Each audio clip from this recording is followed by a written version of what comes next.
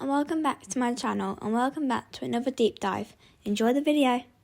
Also, major spoilers for the Percy Jackson series and the Heroes of Olympus series.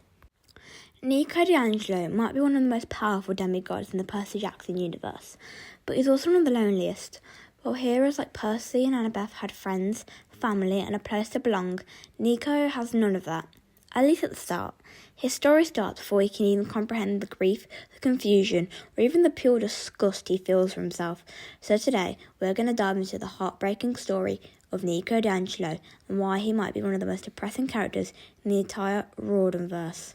Nico di Angelo is different from the other demigods. He's very brooding, and a lot of people are scared of him. His past is darker and more complicated than most. He's more alone or off to the side, and prefers his own space and socialising in big crowds. Before this, Nico was just an innocent child. His older sister Bianca was his whole world. He always felt safe with Bianca.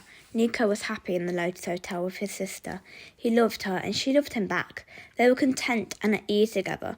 But all that changed when they went to Camp Half-Blood and Nico met Percy Jackson. Bianca di Angelo loved her brother. She really did. But she was a 12-year-old who had spent her whole life looking after her younger brother. She just felt the need to escape her life, so she jumped at the first opportunity she could grab, the Hunters. She joined the Hunters to escape her life and finally live without the responsibility of having to be a parent at 12 years old. She loved Nico and wanted the best for him, but Nico didn't see it like that. He saw it as his older sister abandoning him and leaving him. His whole worldview had shattered. He felt alone for the first time in his life. Then she dies on that quest, and Nico, consumed by grief, confusion and straight up anger, he yells. Someone's a crack in the ground, and overwhelmed by his pain, he runs and he runs and he runs, as if he can run away from who he really is. Not even a year later, Nico's character had completely changed. He barely stayed at camp, preferring to stay in the shadows. His grief and conflicting feelings with Percy Jackson had engulfed him. He had started pushing people away and stopped trusting people. He was distant, angry and hurting.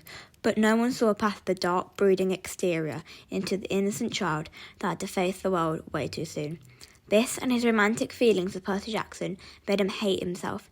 Since he originally grew up in the 1930s in Italy, which was heavily homophobic, he probably internalised it, and that came out full force when he started having feelings for Percy. He probably felt disgusted, absolutely hated himself. He felt excluded from both camps, like he didn't belong. He could summon the dead, shadow travel, and I think he kind of played into the stereotype of the scary child of Hades archetype, because Bianca made him feel whole and protected, and without Bianca, he didn't know who he was without her, and instead of trying to prove people wrong, he decided that if people have already made their minds up about him, what's the point in trying to prove them wrong?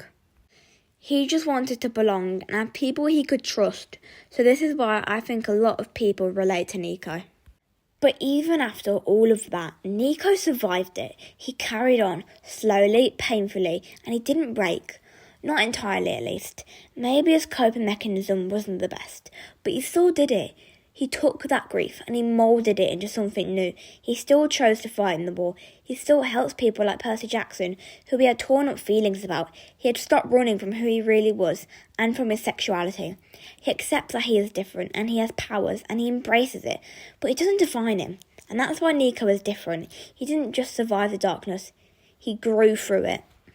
So Nico di Angelo wasn't just a sad, dark child. He was a traumatised, scared kid. And that's why I think he represents feeling like you don't belong, not accepting yourself, growing up too fast and carrying something nobody ever should. He went through a lot more than most demigods, but he still chose to do the right thing.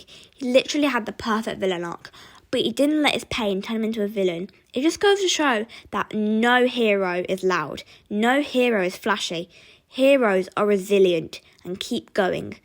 But it does also show that even heroes go through things, even heroes need help, and all heroes are judged one way or another.